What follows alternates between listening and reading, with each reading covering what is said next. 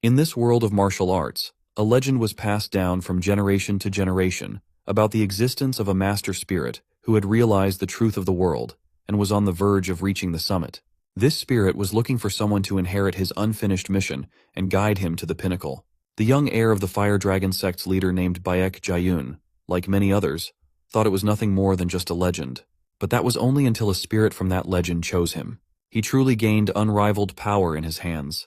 No one could defeat him, and he was sure that he could rise to the pinnacle of this world. At least that's how it was supposed to be.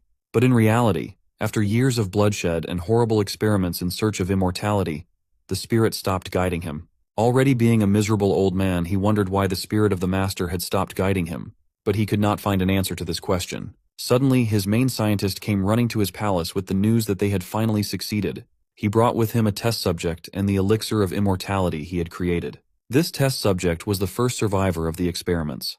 The unfortunate boy turned into a real monster in the process, but he did not lose his mind. He was ready to do anything in this world to take revenge on those who destroyed his family and his body. Of course, he was treated like trash without the right to speak, and the poor boy didn't have the strength to fight back, while this experimenting maniac boasted that the test subject could even communicate. Moreover, the creature could live for months without a drop of water or a piece of food. However, old Baek Jayun was not so impressed with the result.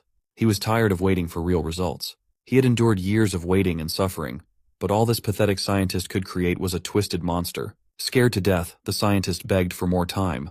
Then he would be able to create an elixir for an immortal body. But Baek Jayun was not going to give him this time. With the help of magic, he began to force the scientist to drink his elixir. The scientist couldn't even understand why his hands were moving on their own, and couldn't do anything about it. In the end, he turned into a monster like thousands of his subjects. Old man Baek Jayun himself was dying, coughing up blood. He had only one question.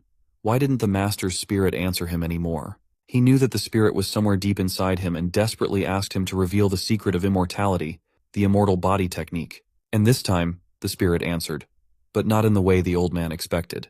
The spirit called him a fool who had wasted his chance. The true immortal body has already been completed, and it is hungry for revenge.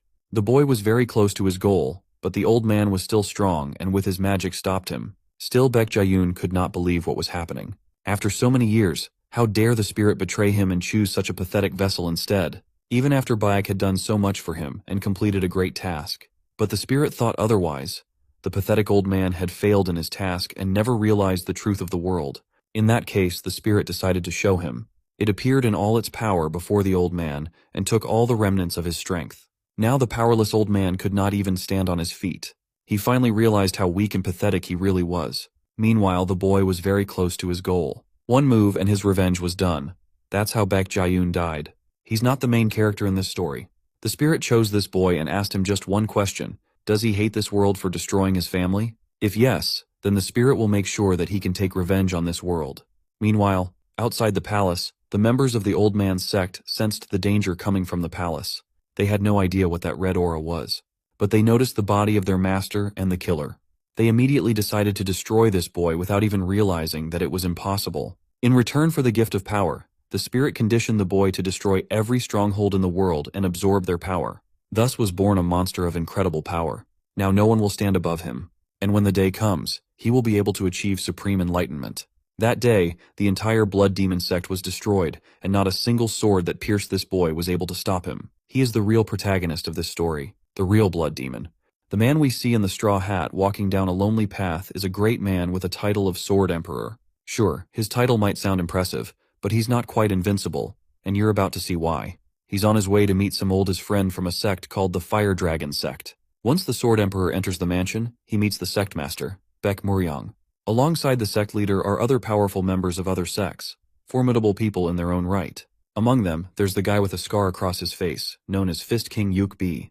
The girl standing beside him is known as the Northern Empress, Jin Seol Hee, and this bald old man is Abbot Hyun.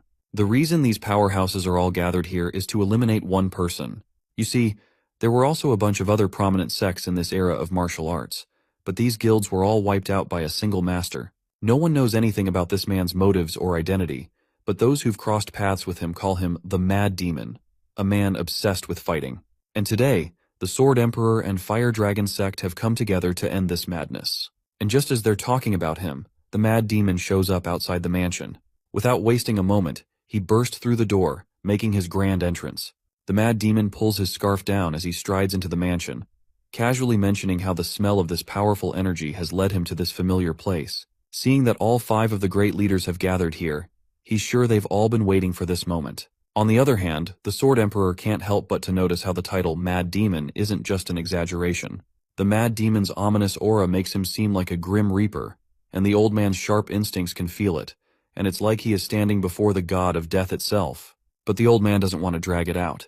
He quickly draws his sword, and as he unsheathes it, the air thickens with overwhelming power. He wastes no time and lunges forward with lightning speed, using one of his techniques, known as heavenly strikes. In an instant, he literally slices the mad demon into pieces. After that single strike, the old man calmly sheaths his sword, leaving the mad demon's limbs scattered across the ground. Fist King chuckles as he feels disappointed that everything ended before it even started. He reminds everyone that all this talk about a mad demon or whatever is just nonsense. Even though he's acting cool and calm about the whole situation, his colleagues don't seem to be as chill, and their serious expressions start to annoy him. That's when they hear the mad demon, who's absolutely exhilarated to meet such formidable opponents. Of course, Fist King's nonchalance quickly fades when he realizes the mad demon is still alive. What's even more mind-boggling is that his sliced-off limbs are now reattaching to his body, as if nothing ever happened. Not only does Fist King's smile disappear, but he is also sweating his balls out of fear, and his eyes are wide with shock as he stands frozen, trying to comprehend what just happened. Baek Muryong was just as stunned as he was not expecting to witness something so extraordinary. As far as the rumors go, he knows that this legendary martial art is said to grant immortality, and it's known as the immortal body technique. He'd only heard rumors about it, but now, seeing it with his own eyes, he's left in awe as he realizes that those legends were true all along. After finally putting himself back together, the mad demon decides it's his turn to take action. Fist King shouts at the Sword Emperor to get away as quickly as possible. But it looks like the old man is not in any shape to move. He took a huge hit from Mad Demon when he used his heavenly sword slash technique. His guts are almost spilling out of his belly, and within moments, he collapses to the ground, kissing it with his final breath. Meanwhile, the Mad Demon starts walking forward with a twisted, sadistic grin on his face, asking the others who wants to die next. Baek Muryong grits his teeth in utter frustration, while the lady reminds him that as the head of the Fire Dragon sect, if he has any plan in mind, now would be the time to act. Baek Muryong isn't sure how to deal with this mess, but he does mention that he's seen something like this martial art in ancient books. He's unsure of the details, but it's enough to make him wary. Meanwhile, Fist King is losing his patience with every passing second. Seeing the Sword Emperor dead on the ground only fuels his anger, and he begins to radiate a destructive energy that grows stronger by the second. Baek Muryong quickly catches on to the fact that Fist King is about to explode with power. Everyone tries to stop him, but it seems Fist King has finally given in to his fury. He balls up his fist and charges straight at the Mad Demon, who just stands there with a wicked grin. The fist finally connects, and the force of the punch is so massive that the ground beneath them shatters upon impact. The Mad Demon's flesh literally begins to disintegrate, and that sheer firepower shoots through the temple. Baek Muryong had never doubted the power of Fist King's martial arts, and he admits that it was truly incredible. But even with that, he's sure there's no way the Mad Demon can be defeated with just that.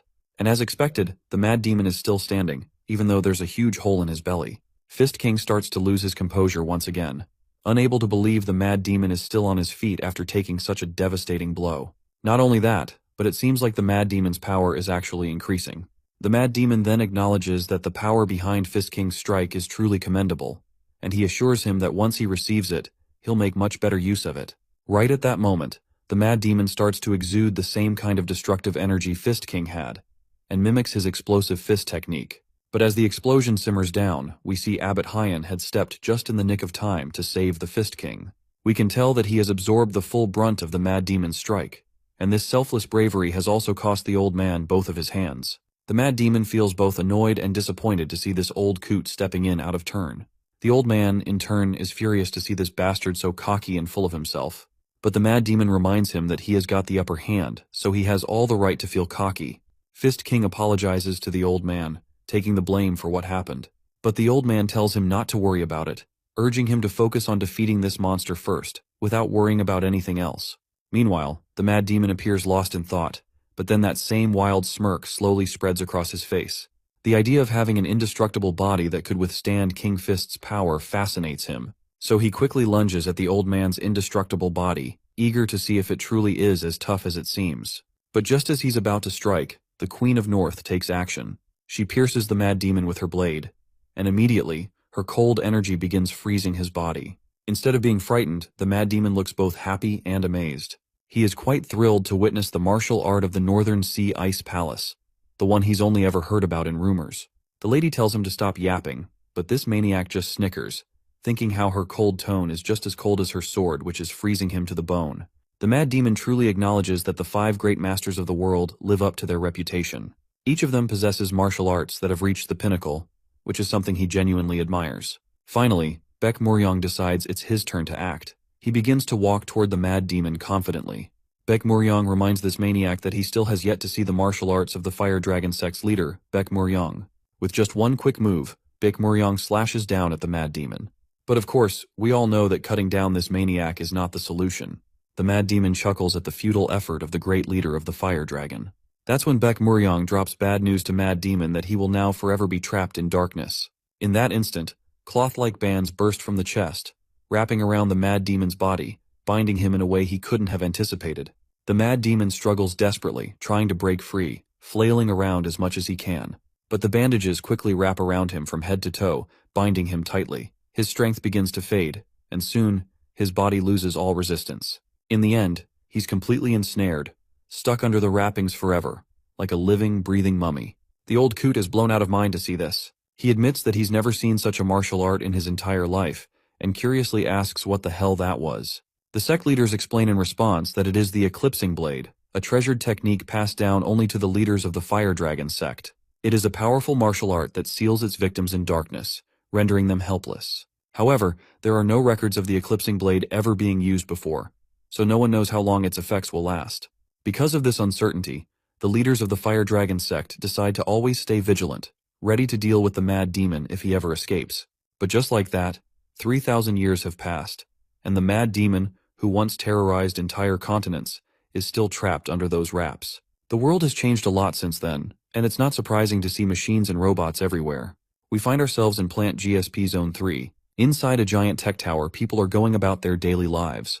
Then we meet a young man with a bright smile. A guy in hazard suit asks him if he's the only one from the advanced team, to which he replies that there's another person with him. He points to his right shoulder, where a woman in glasses is walking her own path. This boy is Mark, from the Earth promotion team, and he finds the girl beside him rather odd. She's been moving in silence, not uttering a single word. She approaches a gate, and once she enters it, she takes off her glasses. A wide smile spreads across her face as she feels ecstatic about finally arriving on this damned planet. This woman is Silo, from the Earth promotion team. She's the team leader, known as Lena. Mark quickly catches up to her, and noticing his upbeat attitude, she asks him if he's here just to have fun. He kind of admits it, saying that until the main team arrives, they don't have much to do, so it's like a vacation for them. It seems like Lena isn't really a fan of his cheerful and carefree personality, especially when he treats everything like it's just fun and games. As they walk, Mark expresses his surprise that she even volunteered to join the GSP team. Lena doesn't really understand what he's trying to say, so he reminds her that someone like her, who usually shudders at the thought of aliens, suddenly volunteering to go to a place where all the aliens in the universe gather, is bound to be curious. He points out that there are species here that can't even be found back on Earth. Seeing him walking and talking so casually, Lena tells him to not take these aliens lightly, as she does not want to end up in hot waters. Mark, however, tells her to take a chill pill because things have changed a lot more than she thinks. He explains that during the tournament, everyone is on equal footing. But Lena isn't so sure that these aliens think the same way, especially considering how arrogant and complacent they seem to be. Mark doesn't stop fooling around, and Lena gets fed up with his childish behavior. Finally, she just tells him to stay in the exhibition hall while she handles things. Of course, once again, Mark casually asks her the reason behind her comment. This rhetorical question of his only serves to piss her off even more, and she snaps, asking why he likes being around these creepy aliens so much. As soon as she says this out loud, the aliens nearby begin to stare at them, and Mark quickly advises her to be careful with her words. He reminds her that even though they're technically on equal footing, it can still be dangerous. It's funny to see that Mark, the one who's always so carefree around aliens, is now the one trying to caution her. But it seems like Lena did this on purpose, wanting to drive home the point that these monsters are dangerous regardless of the rules that were made to put them equal to humans. After all, law cannot eliminate the discrimination completely. Just take America as an example. Anyhow, she then sighs in frustration, lamenting how this goofball never seems to understand anything. Mark tries to argue back that if she's going to call anyone disgusting, it's no wonder they'd be furious. Lena admits that there is one place where humans truly rise to an equal position with beings from other species, and this place is right in front of them, the GSP Zone 3 arena. As they enter, we are greeted by an alien shouting with all his might, welcoming everyone from across the universe to the arena. According to him, this is the greatest cosmic festival, held once every 100 years, a place of opportunity where the prestige level of each civilization can be instantly elevated.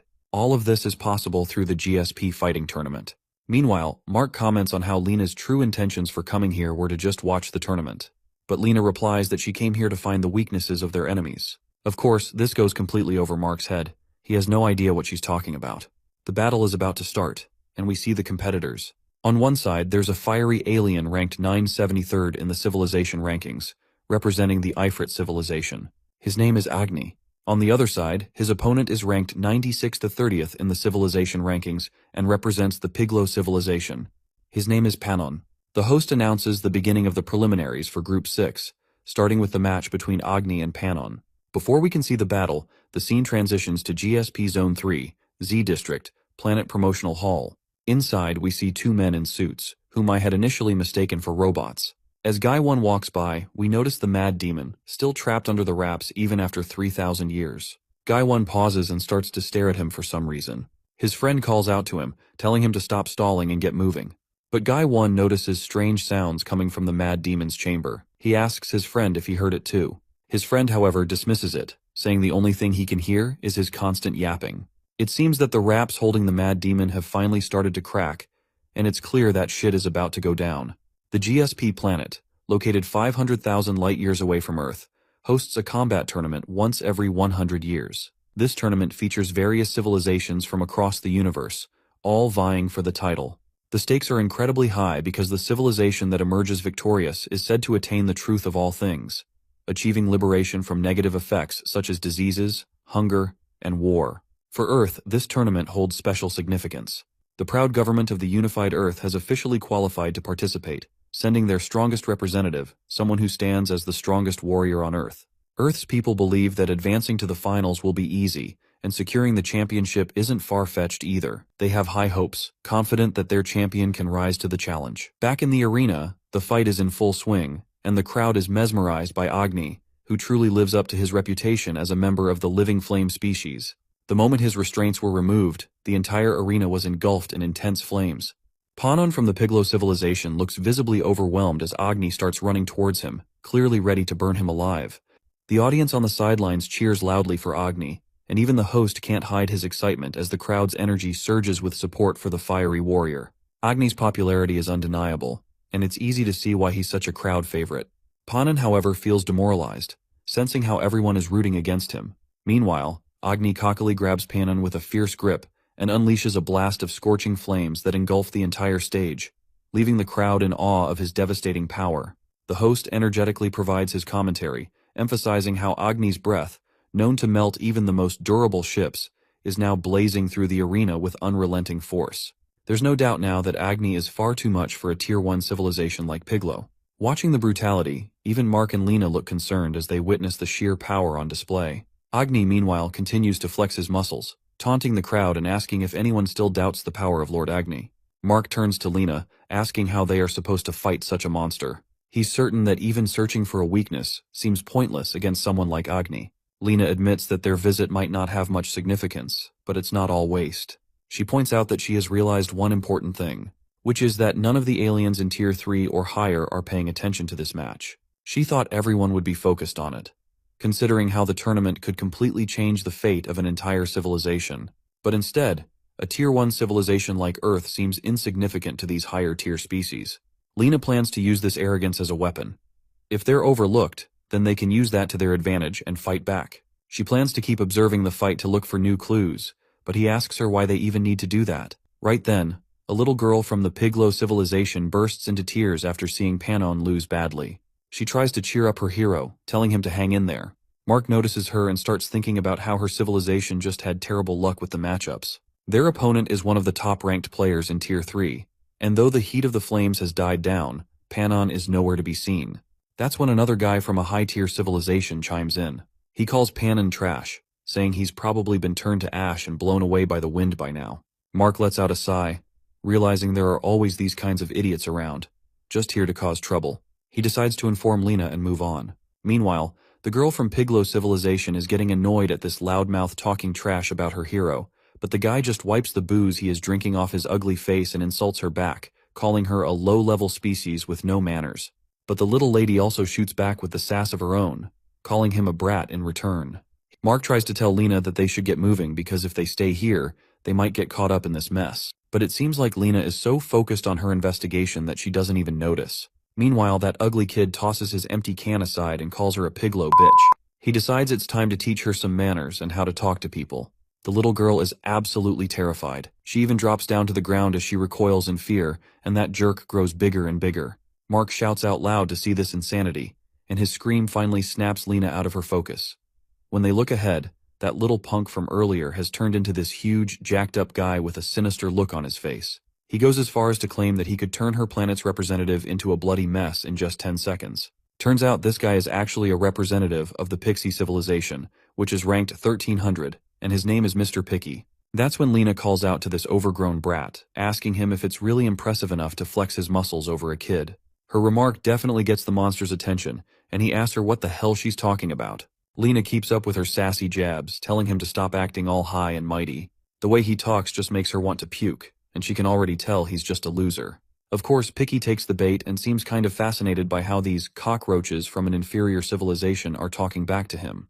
He wonders if they're purposely trying to piss him off. Meanwhile, poor Mark timidly reminds the big guy that he hasn't said anything about him, but Lena just keeps pushing Picky's buttons, asking him what he could even do, even if he is angrier, because honestly, he's still just a loser. That's it. The big guy starts walking toward her, and Mark tries to push Lena towards the monster, telling her to get on the front because he doesn't want to get screwed over because of what she said. But Lena tries to patronize him if he's really about to abandon his team leader.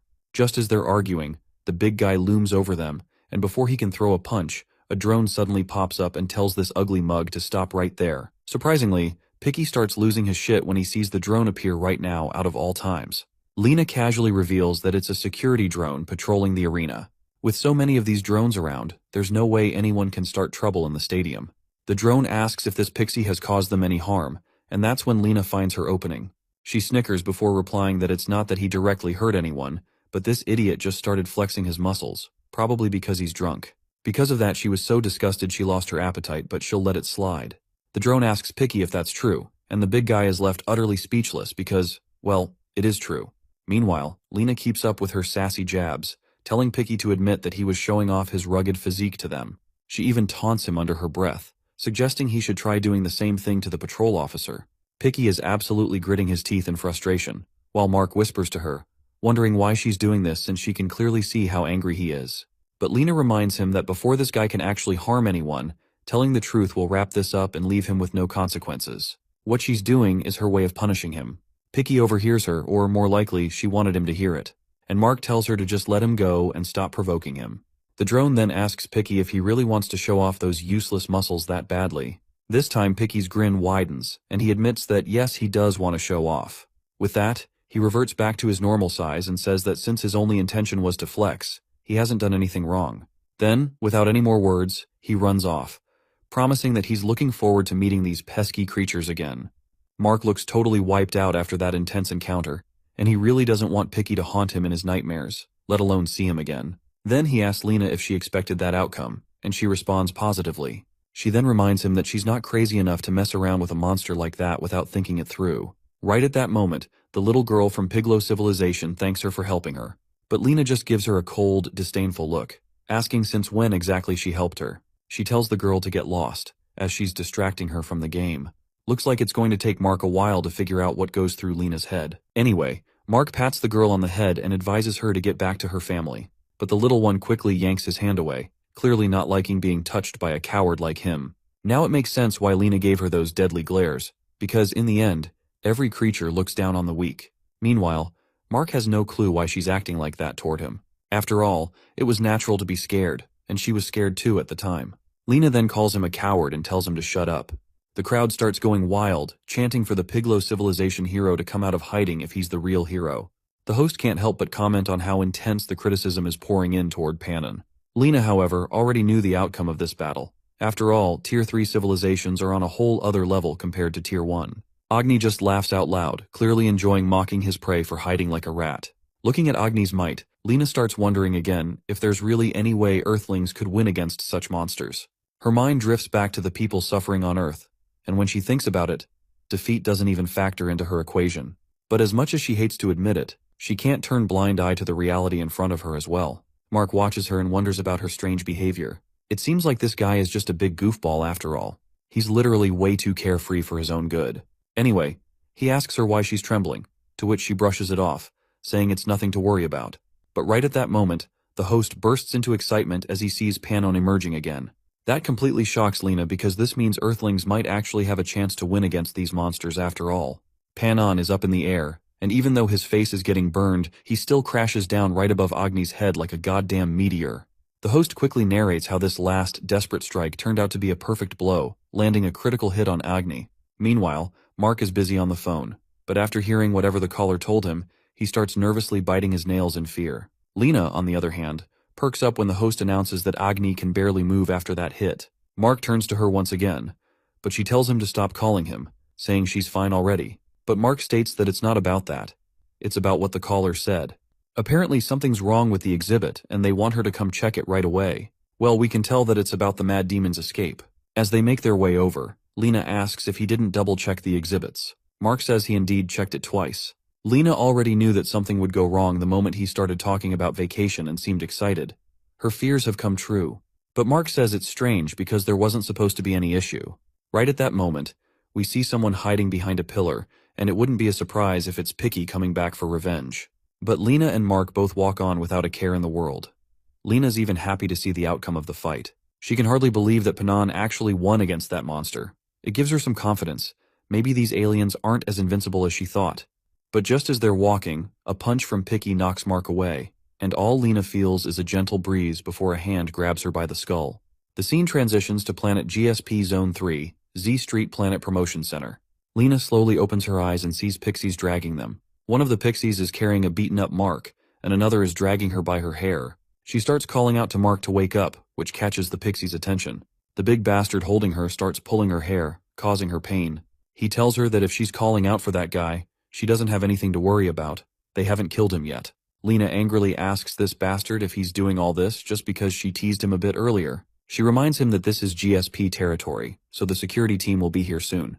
But the pixie reminds her that most of the security systems on this planet are based on their civilization's technology, and he's already taken care of all the devices in this building. He asks if her little brain could grasp what he just said. Picky then expresses his frustration, wondering how the Galactic Federation could have accepted such incompetent fools like humans. Once Lena hears this, she gets really annoyed and angry. She reminds this ugly sucker that they didn't want to join this useless Federation either. It was the Federation that barged in on Earth and forced them to join. And because of the infestation diseases they brought, billions of Earthlings are still dying in pain. Yet this damn Federation says interference between civilizations isn't allowed, so they've never shown any support. The two pixies go silent for a moment, but then Picky can't hold it in anymore and bursts out laughing. They both laugh about how she is confidently admitting that her civilization is royally screwed. They ask her if she thinks the Federation is some kind of charity organization that will actually show them support. What's even more hilarious to them is that her primitive civilization is still struggling with things like infectious diseases. The two pixies laugh to themselves, saying they thought primitive beings like humans were only found in museums now. Just then, a familiar voice asks these fools if they're the ones who brought him here. And of course, that voice belongs to the Mad Demon. The last time he remembered, he was in the Shaolin Temple, but now it seems like the entire mansion has changed drastically. It's so extravagant, it feels more like a private room in a large inn. Lena is bewildered by the accent and language. It's exactly the same as an Earthling's. The pixies, on the other hand, can't understand a word Mad Demon is saying and tell him to use human language. Mad Demon's mood shifts when he realizes that it's not just the interior decoration that's changed. He's basically in a totally new place. And these big fat pixies don't seem to understand the language of Earth. It doesn't take long for Lena to realize that this guy doesn't speak the common language. But honestly, it works in her favor. She can speak to him in Earth's language, and the pixies won't be able to understand a word of it. So she quickly shouts at him, telling him to report to the security team right away because these guys are trying to break Federation regulations. But before she can get another word out, the big pixie slams her head hard onto the ground in order to silence her. Seeing this violent fatso gets Mad Demon excited and amazed. He's glad at least something hasn't changed. Without wasting any time, he extends his hand towards one of Pixie's belly. Using his Vortex Wind Fist, my guy obliterates the bastard with just one punch. Picky also gets obliterated in the process along with his friend with that single hit. All that's left of Picky is the hand that was holding Lena and a pair of useless legs. Everything else is totally obliterated. This crazy maniac laughs again, that sinister smile creeping across his face. Since Lena can understand his words, he tells her not to try running away. He has a lot of questions he wants to ask. And if she tries to run, he'll kill her on the spot. Lena then tries to ask him questions back in the native language of this current era, but her words go right over this maniac's head. She asks again, trying to understand how he just obliterated those guys. But that's when he snaps her into his attention. He tells her that if she doesn't speak clearly, she'll lose her life for sure this time. Lena quickly remembers that he can't speak the common language and decides to just answer his questions instead.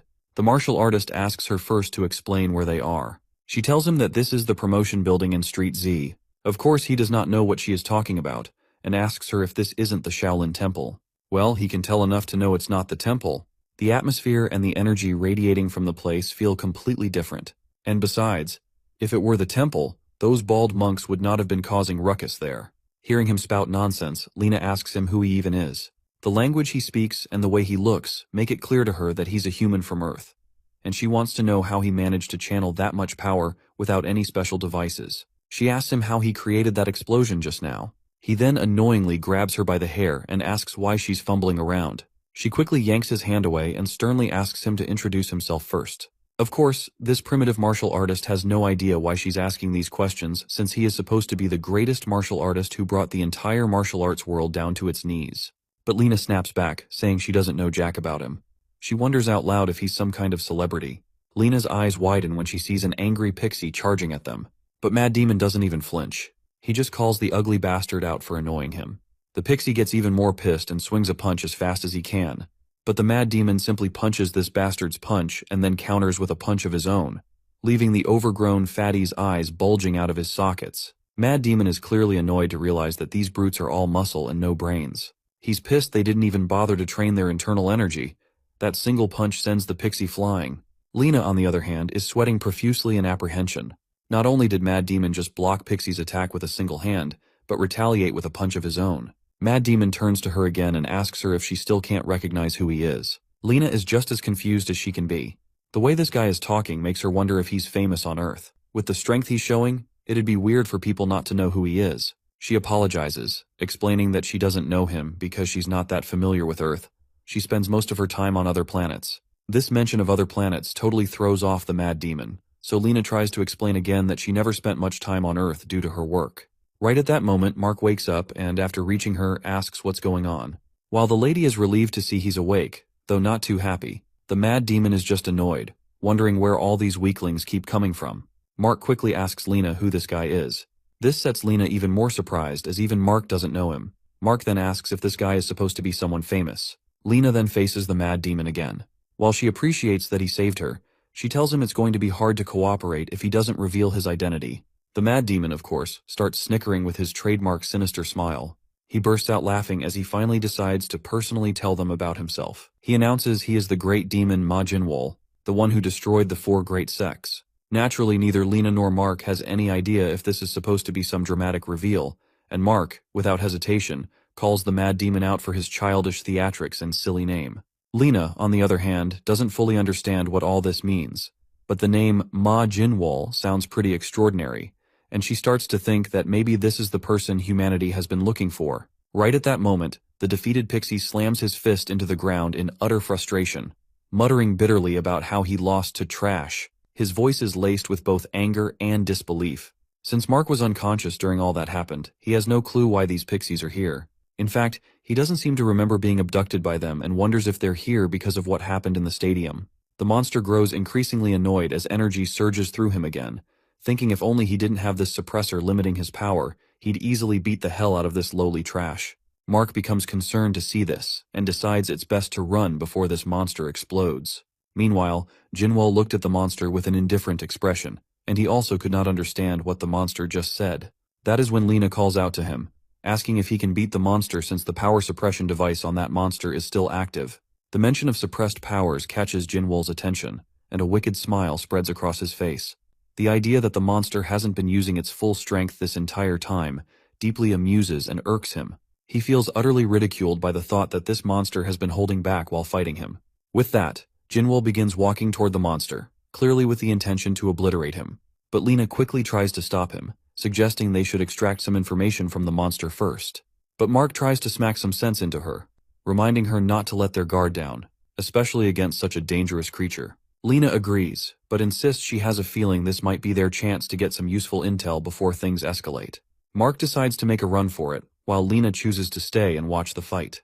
However, the moment Mark bolts, it becomes clear he's more of a coward than a fighter, leaving her alone standing there. Lena does not seem to blame him for running though, since she knows the consequences of staying, but she still believes it's worth the risk, especially since Jinwol has proven himself before. The monster stands back, and he looks absolutely mocked to see a Tier 1 civilization standing against him. But he attributes his previous loss to the suppression device, so this time he destroys it to unleash his terrifying powers. As soon as the suppression device is gone, the monster grows even larger, and this majestic golden lightning crackles around him. Lena watches in horror as this is her first time seeing a pixie with unsuppressed powers. The fact that she is absolutely horrified is that this cosmos species can freely manipulate metal. The metal on the floor suddenly floats into the air, drawn toward the monster, who sends it all crashing down on Jinwol. The monster is certain he'll win now. After all, no Tier 1 civilization could possibly withstand the sheer might of his terrifying powers. Once the monster stops his relentless barrage, we see Jinwol buried under the massive pile of metal. Despite his body being pierced through and through by the jagged fragments, his sinister, cocky smile never fades. The damage doesn't seem to affect him, and it's clear that even in the face of overwhelming power, Jinwol remains unshaken. Jinwol quickly bursts through the pile of metal that had been pinning him to the ground, sending the rubble flying and leaving the monster completely bewildered. His interest is piqued to see these amazing powers, and he is now looking forward to acquiring these metal manipulation powers for himself. On the other hand, the monster is still struggling to accept the fact that this guy just broke through his force field, completely defying his expectations. He refuses to believe that this trash is stronger than him. Clenching his jaw, the monster throws a devastating punch aimed at Jinwol. But when the monster looks below, Jinwol is suddenly not there anymore. Instead, he is sitting right above the bald monster's shoulders, which sends the creature into a complete frenzy. Jinwol grabs the bald head and begins absorbing the monster's powers. The pixie swings his hand to grab Jinwol, but my guy jumps right away. The monster desperately uses his metal manipulation again and throws scraps of metal at Jinwol. But Jinwol activates his own metal manipulation abilities, and the two forces clash in a massive explosion, sending shockwaves through the air. Lena is just blown away to see this. Even the monster can't comprehend what he's witnessing. He can hardly believe his eyes that Jinwol is now using his own civilization's cosmos force against him. Jinwol snickers as usual and remarks that he's really enjoying this new power. Jinwol then decides to return the favor by showing this monster one of his own techniques. The pixie monster annoyingly raises his hand to gather more metal, seething at the sight of this lowly human imitating his powers. But before he can do much, Jinwol takes his stance and, like a bullet, launches himself forward, striking the monster right in the belly. With that single devastating blow, he slices the creature clean in half. As the monster crumbles, Jinwol makes it clear that he's not imitating anything, he's simply stolen the power. Meanwhile, Lena stands there, unsure how to react. She can hardly believe that a Tier 1 human just defeated a Tier 3 civilization powerhouse. She can bet her life that this is the craziest shit she's ever witnessed. Jinwol feels both exhilarated and satisfied with his new powers. He turns to Lena and casually tells her to lead him to the other bald guys. The equally excited Lena grabs Jinwol's hand as she claims she's figured out the real reason he came to this planet, which is to prove his strength. She can hardly control her excitement as she tells him that she knows just the place with fighters even stronger than what he's seen here. She invites him to become Earth's representative in the GSP tournament, a prestigious event where he can showcase his power all he wants against the strongest monsters. Mark finally comes back, and his jaw drops as he sees the whole place has been destroyed. It's unbelievable for him, but he knows the crazy person he met earlier is probably behind all of this. The planet GSP's judge, Virtus, steps in and comments that the situation looks completely different from what Mark described earlier. He assumes the Pixie resident ended up losing control and destroyed the whole place. Mark becomes anxious and starts regretting his actions. He wishes he hadn't brought such a person here. After inspecting the whole place, the judge concludes someone else was also involved in the destruction. He believes someone from a higher civilization or a combat specialist civilization is behind this, since even their Tier 3 civilization, Pixie, was completely destroyed. Mark becomes confused at first, but feels relieved as he hears the judge's words. He understands it's completely logical to believe no human can destroy a pixie like this. He thinks he's safe for the time being, and decides to contact the team leader as quickly as possible. The judge notices Mark's expressions and starts questioning why he looks so worried. Mark assures him he's fine, but the judge is able to see right through him, so he repeats his question again. Mark admits he can't fool the judge, and shares that he's just worried about his partner's safety. Judging by the destruction, Virtus doubts his partner is still safe. He becomes determined to find the criminal behind all the mess. Mark understands his words, and the judge assures him to stop worrying, as he has the best investigators of the planet on his side. They will do their best to reconstruct the scene and quickly find out who's behind the whole mess. Mark notices the machine memory specter that is able to materialize whatever happened in the past. He remembers hearing about it from someone. As he sees the whole place reconstructing, Mark becomes anxious and starts wondering how he should get out of this situation. The judge assures him not to look so worried while he starts investigating. He uses his mysterious powers and becomes determined to take revenge for Mark's partner. The human starts sweating anxiously as he realizes his situation is extremely bad. 30 minutes ago, while explaining everything to Lena, Jinwoo shares he came back to his senses and was already in this place. Lena starts contemplating as she hears the novel-like story. She understands he was able to speak a language fluently he didn't even know, because he has the ability to absorb powers and acquired the skills to speak after absorbing Pixie's abilities. She admits she has never heard anyone talk about a power that lets the user absorb others' abilities. She continues to contemplate and questions how humanity lost such precious abilities. She believes it might be something like lost technology, and as she's trying to make sense of the situation, Jinwoo becomes annoyed and starts leaving. She begs him to stop and questions why he's going alone. The guy tells her he has no need to depend on her and is still thinking about the tournament. She tries to stop him and assures she will guide him toward the place, but Jinwoo ignores her words and makes it clear he's capable of finding it himself. Lena tries to explain he's not in the same world he used to be, but the guy doesn't listen to her words and continues to walk. He knows she's right and becomes astonished as he sees a cool door. Jinwoo walks out and tries to scare her away, but she continues to follow him. As he enters the next room, he finds different civilizations in front of him and wonders what he is looking at. Lena catches up and tries to explain. She welcomes him to the 26th century and reveals the era he is in right now is known as the 2600s, the space exploration era of Earth. He becomes confused, but she continues explaining that humans have started interacting with other civilizations that belong to different planets. He sees no point in interacting with such bizarre beasts and wonders why humans even made a distinction. As she hears his words, she asks his opinion on how the humans and these bizarre creatures rank in the civilization's tier, and questions where he thinks the humans would stand. The Mad Demon has zero idea about the ranks, and tells her he's completely clueless about the ranking system. She reveals there are a total of 20,000 civilizations in the universe, and out of all the civilizations, humanity ranks at the complete bottom of the food chain.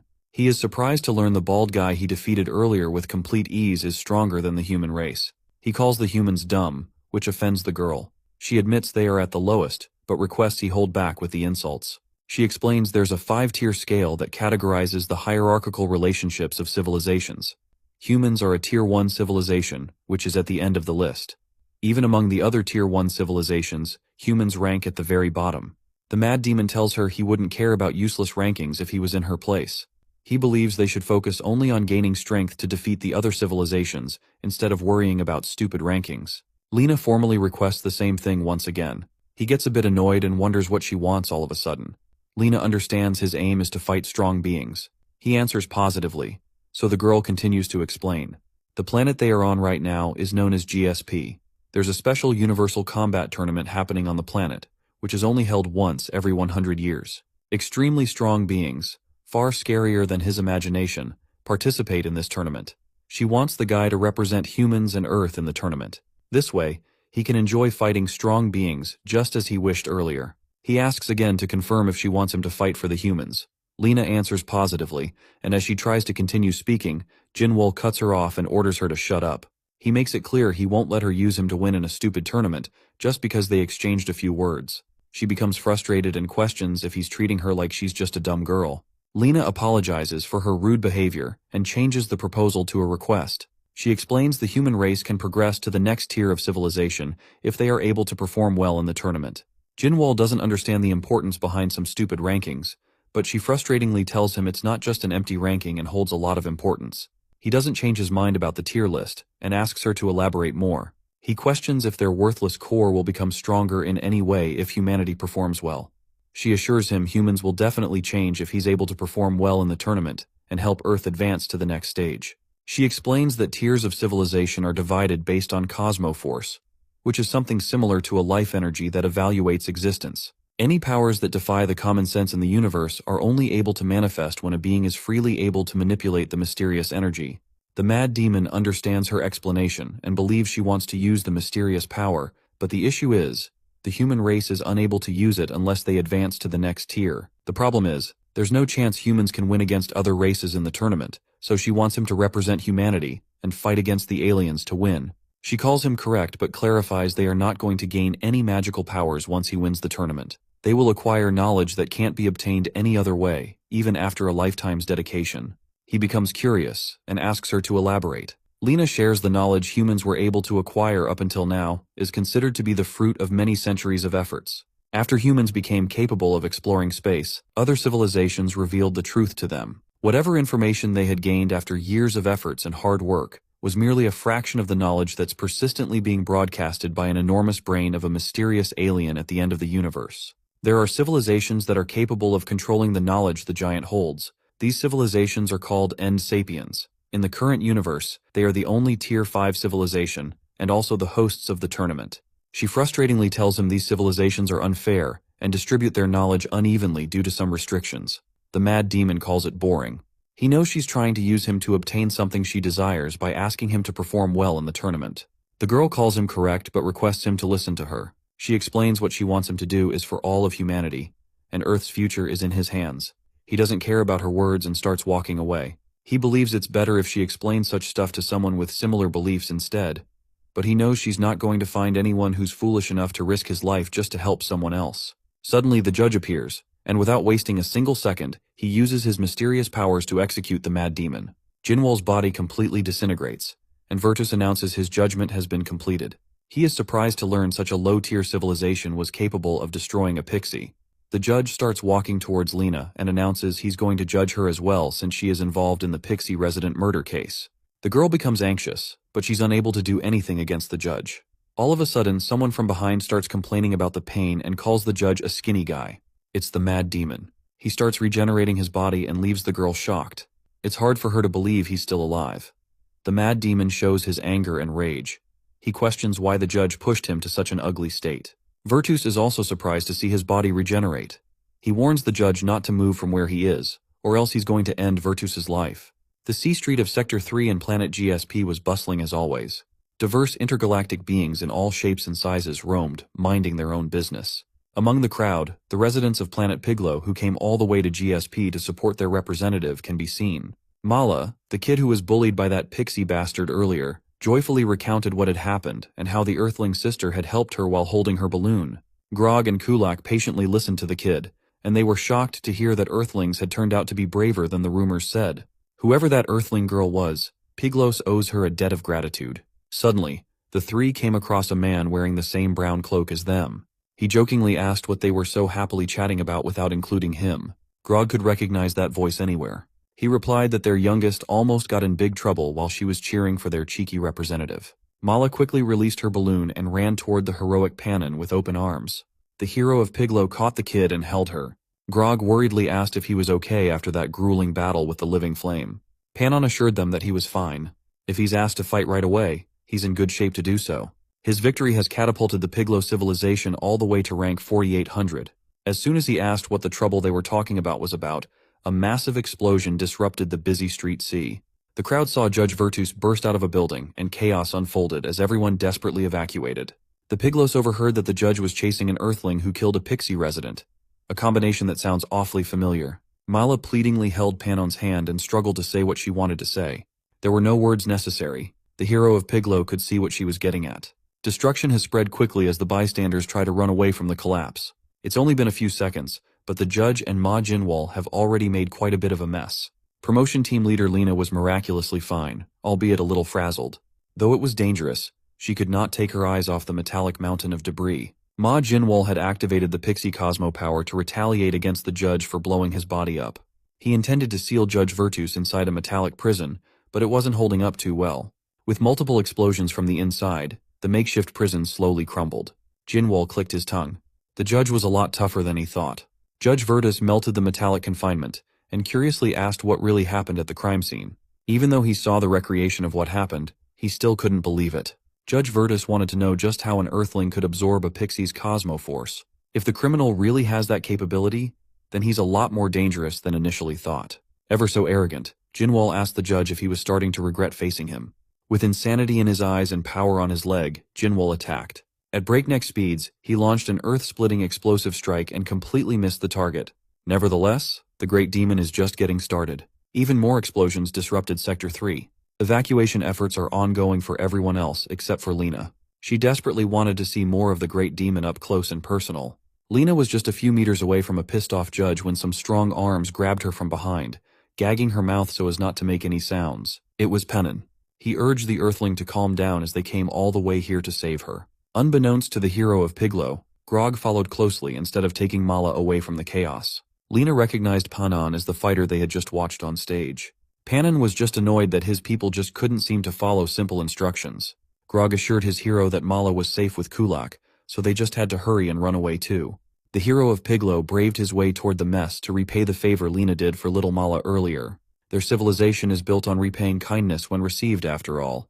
Just as they were about to make a dash for it, Lena protested to be released. Panan warned her that saving her fighter was impossible. The judges of GSP are all monsters who have made it all the way to the tournament's finals. An Earthling going up against such a powerful opponent is utterly hopeless. At least that's what common sense dictates, but Jinwoo is built different. Judge Virtus carefully observed the Great Demon and determined that he had more aces up his sleeves. It's now one big explosive attack versus multiple Jinwoo clones. The judge's technique shone brightly as the power of his beam became increasingly unstable. Reaching critical mass, an explosion swallowed every nearby infrastructure like a nuclear bomb. Judge Virtus was confident that such widespread destruction should be enough to neutralize the tricky Earthling.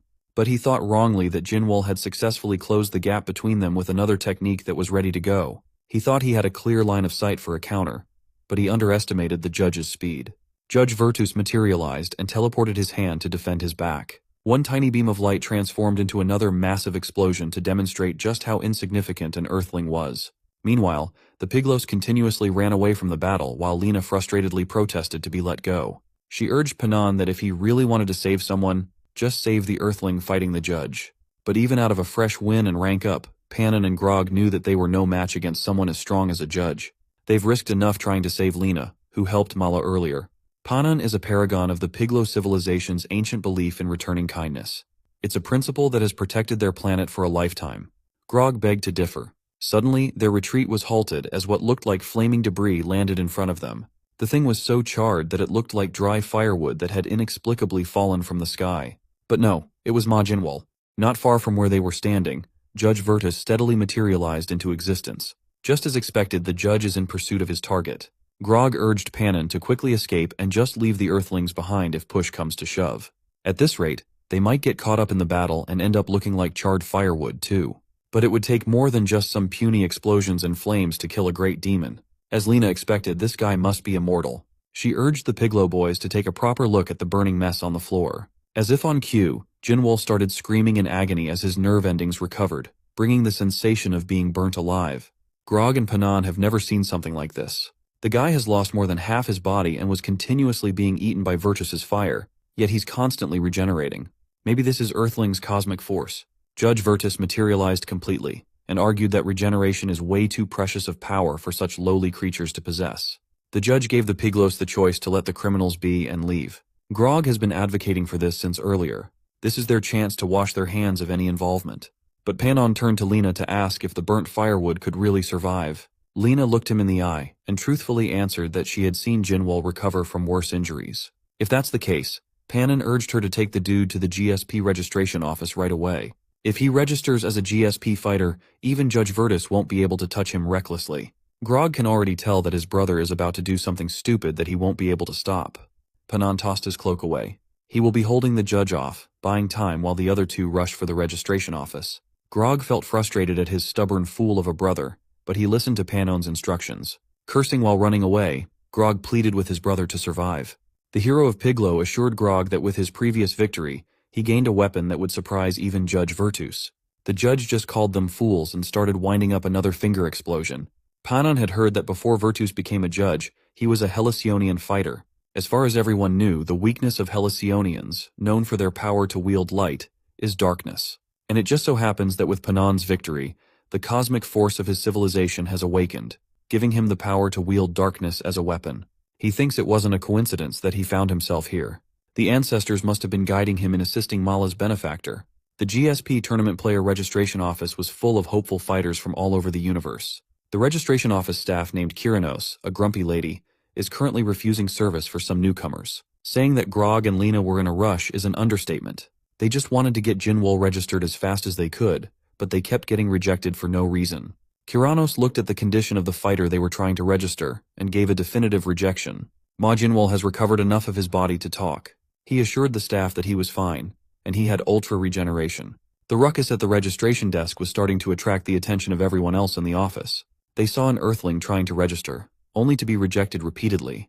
It is widely believed that Earth is a weak civilization. Their participation in the tournament would be hilarious. The opportunists among the crowd saw this as an opportunity to add a weak opponent to the bracket for an easy win. Maybe they should help that Earthling get in. Kyranos stood firm on her decision to deny them registrations, until the interested crowd started piling up, pressuring her to let the Earthling in. They cited that all civilizations have the freedom to participate in the GSP, and discrimination against lower-tier civilizations is a crime. Grog and Lena didn't know why these random aliens were backing them up, but they should help. The chance to get the Earthling officially registered can be heard all the way outside of the office, forcing Kyranos' hand to approve the process. Lena was pleased that it all worked out in the end. But Kyranos just wanted to confirm one thing. Their so-called fighter needing a registration has vanished. They were so engrossed in trying to get in that Ma Jinwoo had gone off on his own once more. The fight has now reached all the way from Street C to Street G. Judge Virtus was puzzled by everything that had happened today. He can't fathom just what these insignificant beings gain by trying to save each other and putting their lives on the line. Maybe it's just impossible for the judge to make sense of the thoughts of lower-tier civilizations like Earth and Piglo. Just as he was about to deliver some punishment, the judge's attention was snagged by a familiar grating voice. Ma Jinwoo has crawled out of his mortal injury for a second-round bout. This time he'll make sure to kill Judge Virtus for real. But the Hellesionian fighter remained calm. He can't be bothered to be threatened by lower-tiered beings making foolish decisions left and right. But just as he was about to obliterate Jinwoo, a curtain of darkness started disrupting his light. Panon came in clutch and temporarily sealed the judge's abilities. All that was left was for the Earthling to hit hard. For the first time in a long while, the judge felt threatened. Ma Jinwoo wanted to prove that his martial art was not insignificant by making the judge eat one of his strongest moves. A punch packed with all of his power socked the armored bastard in the face. As a result, Judge Virtus's mask shattered and flew away. Meanwhile, the first scene of the crime, the Planetary Promotional Center at Zone 3 of Z District, was peaceful as can be. Lena's underling, Mark, was stressing over what was happening while trying to convince himself that it was not his fault. Bro was going through it. He even blamed team leader Lena for meddling with the Pixies in the first place. If she hadn't done that, none of this would have happened. Mark can hear the explosions and destruction as clear as day from his position. Following the sounds, he saw the fiery onslaught. He initially thought it was a terrorist attack or an accident. Just as he was wondering what was happening, he received a phone call. Back in the middle of the action, the judge's mask has fallen. Unfortunately, the same can't be said for the judge himself as he clutched his face in rage. Ma Jinwoo was amused that an enemy managed to withstand a serious blow from the Great Demon. Since the judge has proven his strength and durability, Jinwoo will just take that fascinating power over light from the big guy. Judge Virtus's calm demeanor has vanished, replaced by anger for what Jinwoo just did. He could not believe that such a lowly being dared to scratch the mask directly bestowed on him by the divine. From now on, the exposed Hellesionian is taking this fight personally. He wanted to rip apart the Earthling insect more than anything. He materialized his hand right above Jinwoo's head, but the Great Demon quickly caught on. He dodged the incoming flash of destructive light, escaping with finesse. But the judge wasn't just a one-trick pony. Aside from his explosives, he had physical tools and a bizarre flickering movement technique to catch up. Jinwoo is confident with his speed, but even he finds the judge's persistence troublesome. Finally, the Hellesionian caught up and landed a solid strike, sending him flying toward another infrastructure. To finish the job, Judge Virtus started winding up one final explosive light. He aimed at the Earthling without thinking about the collateral damage he was about to inflict on the district. Without an ounce of hesitation, he nuked the whole area in hopes of melting the cockroach into nothingness. Mark, who had answered the phone call from Lena, bravely tried to catch a glimpse of the battle and confirmed that Ma Jinwol had returned for round 2. The team leader was pleased to hear that her underling and her fighter were safe. Grog was quite surprised by how fast Jinwol's regeneration was. However, this is not the best time to feel relieved. While Ma Jinwol has arrived, he's not exactly safe either. Judge Virtus admitted that fighting with a bizarre earthling is quite a surprise. The dude has been ripped apart by a direct hit from a nuclear blast. Yet he's still able to recover from such an absurd degree of damage. Even Judge Virtus had no idea how such a low-tier civilization got such overwhelming power, but he fully intends to end it now. His fist glowed with a blinding light as his Hallucionian power aimed to utterly destroy. Judge Virtus would have proceeded with total annihilation had the registration office staff Kuranos stopped him. And so, the judge was forced to stifle his final attack to hear what's up. Telepathically, he asked the grumpy lady what the problem was. Kuranos shared that the Earthling has been successfully registered to represent Earth in the GSP tournament, but she wasn't pleased by it. The judge asked how that happened when the fool had been fighting him the whole time. It all started 30 minutes earlier. The chance of various aliens to get the Earthling registered disrupted the whole office. Some even outrightly called Kuranos racist for barring a low-tier civilization from participating. The grumpy lady stubbornly refused to budge. But the pressure was mounting. Racist allegations being thrown left and right might affect her employment, and Lena just wanted her to be a little flexible with her job. Kuranos continued to reject their plea, given that the fighter was absent for the registration. Suddenly, a small alien raised his hand to help with the situation. According to the nerd alien, there is a system for provisional registration if the competitor can't attend themselves. The other extraterrestrials started dogpiling, insisting that they knew about the rule too. Kuranos was surprised that while the system exists, it's not a policy for lower-tier civilizations at all. Nevertheless, this also presented a way for the grumpy registration lady to stop the ruckus. She finally caved in and gave Lena the papers necessary for provisional registration. If Lena can fill the documents out by hand to be processed, she agreed to officially register the Earthling. In the event that Lena can't even do that much, then she should just give up and go home. When Grog took a look at the documents, he protested that it was not fair. The whole thing was not written in the common language. It was written in an upper-tier civilization's vernacular. To lower-tier citizens, it just looked like a bunch of random scribbles. How are they supposed to fill this thing up when they don't know the first thing about the language? Unfortunately, Kuranos had left them with no recourse. Grog insisted that they get a document written in a language understood by everyone, but Kuranos insisted that they don't have anything like that. In the first place, the provisional registration system was created for the convenience of higher civilizations. It's only natural that the documents are written in a language familiar to those beings. Hearing this, the protesting aliens gave up. Now that they're thinking about it, why were the Earthlings so desperate to register in the first place? While the hype was dying down and everyone was losing interest, Lena took the pen and started filling out the docs with perfect fluency. She felt a headache coming on just by staring at the characters, but she pushed on. Grog and Kuranos were both surprised that an Earthling could possibly understand a higher civilization's language. The grumpy lady took one of the filled forms, insistent that Lena must be bluffing and just scribbling unintelligibly. She scanned a paper, determined to prove that low-tier beings should not be able to do this. But as she read more and more, her blood ran cold. Lena was really reading and writing in a script meant for superior civilizations for some unknown reason.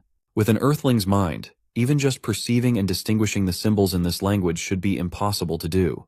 Back to the present, the judge reckoned that what Lena did should have been an impossible feat. So, the next best explanation is that someone must be helping them in secret.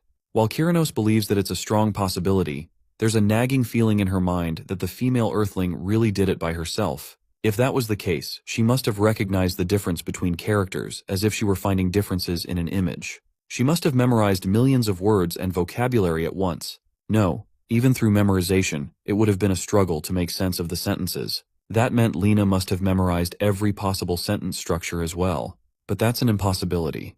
It would be a difficult feat for even Kuranos herself despite her civilization specializing in languages. Nevertheless, they can't cancel the registration now. Judge Virtus kept that in mind and hung up the telepathic call. First, the Earthlings found someone willing to risk their life to help in the form of Piglow's hero. And now, they've got a possible helper who can secretly impart the language of higher civilizations without being detected. It's as if the entire universe is begging to save the regenerating freak. Judge Virtus picked his mask back up and repaired it with light. He chose to play it safe and let the offense slide this time. But he'll need to restrain that little mysterious trick somehow. From a distance, Mark hopped back on the call with his team leader to report what was happening.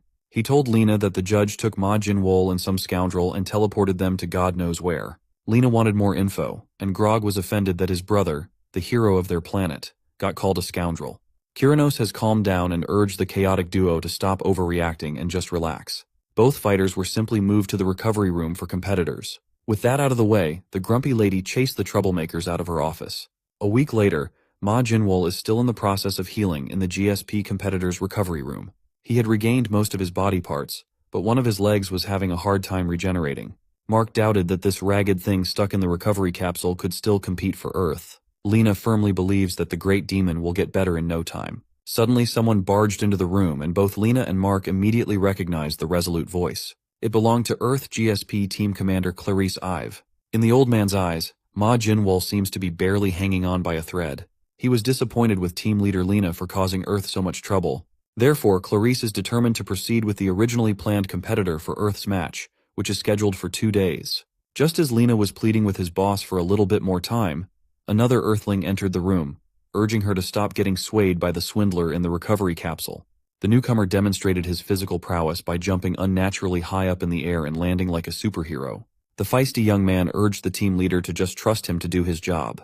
Just trust Earth's strongest man and the planet's representative, Marcel Blade. As soon as she saw that stupid face, Lena started banging on the capsule and begging Ma Jinwol to wake up and save Earth.